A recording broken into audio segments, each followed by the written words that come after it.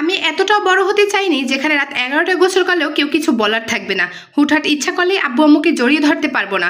সকালে কি খাবো ঘুম থেকে উঠে সেটাও রাতে ডিসাইড করে ঘুমাতে হবে।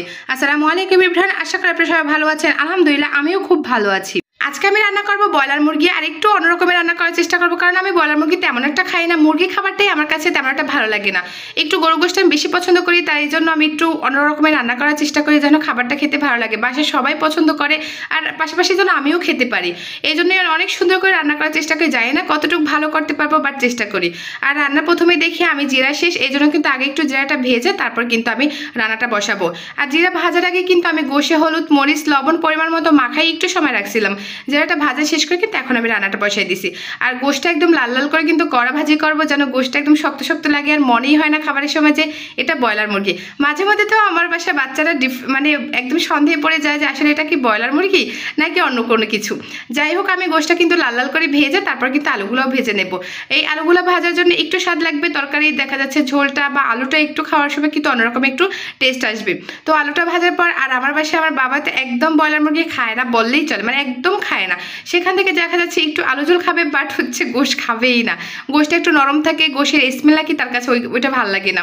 এই জন্য তার জন্য একটা ডিম সেদ্ধ করে নিয়েছি। এরপর কিন্তু আমি পরিমাণ মতো পেঁয়াজ আদা রসুন হলুদ মরিচ জিরা পাউডার আর একটু কম পরিমাণে লবণ দিয়েছি, যেহেতু আমি আলু ভাজা লবণ দিয়েছিলাম, তারপর হচ্ছে গোশ ভাজা লবণ দিয়েছি, তাই লবণটা একটু ব্যালেন্স করে দেওয়ার চেষ্টা করছি।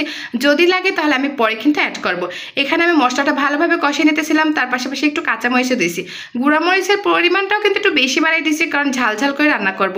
এই ব্রয়লার মুরগি আমি ঝাল ঝাল করে রান্না করলে আমার কাছে বেশি ভালো লাগে। তো আমার এখন কিন্তু আলুটা দিয়েও ভালোভাবে কষিয়ে নিয়েছি, আর একটু সময় দেখা যাচ্ছে আমি ঝোল দিয়ে আলুটা একটু কষে হাফ সেদ্ধ করে নেব। যেহেতু আমি গোশটা বেশি সেদ্ধ করবো না, এই গোশটা এমনিতেই নরম থাকে, তারপর ভাজি এর মধ্যে তো আরও নরম হয়ে গেছে, সেদ্ধ হয়ে গেছে অলরেডি, তাই আমি গোশ সেদ্ধ কম করবো। এই জন্য আলুটা কিন্তু প্রায় অনেকটাই সেদ্ধ করে নিয়েছি। আর এরপর গোশটা দিয়েও একটু জিরা পাউডার দিয়ে কিন্তু গোশটা ভালোভাবে কষাই নেব। এরপর পরিমাণ মতো ঝোল দিয়ে একটু সময় ওয়েট করব। আমি এখানে দেখা যাচ্ছে গোশ আলু সব কিছু একদম ব্যালেন্স যেন সেদ্ধ ঠিক থাকে, ঠিকঠাকভাবে সেদ্ধ হয় পারফেক্টলি, এই জন্য ওয়েট করবো। আর এই পর্যায়ে কিন্তু প্রায় আমার সেদ্ধ হয়ে আসছে। এখন আমি একটু চেক করে নেবো, চেক করে নেওয়ার পর কিন্তু আমি এখানে জিরা পাউডারও দেবো। ভিডিওর শুরুতে আমি বলছিলাম যে এতটা বড় হতে আমি চাইনি, সত্যি আমি এতটা বড় হতে চাইনি। আজ এতটা বড় হয়ে গেছি যে অন্যের চিন্তা আমাকেই করতে হয়। একসময় যখন আমি ছোট ছিলাম আমার বাবা মা আমার জন্য চিন্তা করতো। আমার কখন মন খারাপ হতো, আমি যদি খাবার না খেতাম তাহলে আমাকে খাবার খাওয়ানোর চেষ্টা করতো। আমার মন খারাপ থাকলে আমাকে মন ভালো করার চেষ্টা করতো। আর এখন এতটাই বড় হয়ে গেছি যে অন্যের মন ভালো করার দায়িত্ব আমার উপরে থাকে। অন্য যদি খাবার না খায় তাহলে অনেকে জোর করে খাবার খাইতে হয়, বা তাকে দেখা যাচ্ছে অন্যভাবে বুঝিয়ে শুনিয়ে খাবার খেতে হয়। সত্যি এতটা বড় হতে চাইনি, আজ এতই বড় হয়ে গেছি নিজেকে নিজেরই অচেনা লাগে। আজকে এই পর্যন্ত, সবাই ভালো থাকবেন, আল্লাহ হাফেজ।